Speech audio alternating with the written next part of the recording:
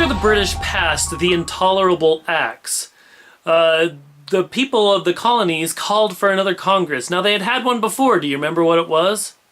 That's right, the Stamp Act Congress, where they wrote the Declaration of Grievances to the king.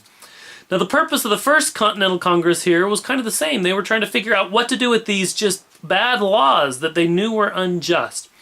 Now, Boston and the people of Massachusetts were pretty clear that they wanted to become independent they wanted to declare their independence, but the vast majority of the people of the First Continental Congress did not have that same sentiment. Most of the colonies were still getting along okay with Britain, especially the colonies in the South.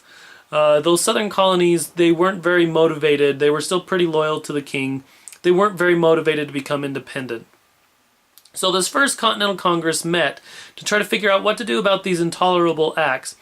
But in reality, they weren't really strong enough or bold enough. They did write a letter to the king saying, please stop, but that was basically the gist of what they did.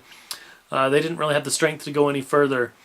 But again, it set the precedence again for another Continental Congress, a body from the colonies that was acting like a government for the colonies. Now, the British people, or the British government, did not recognize this group.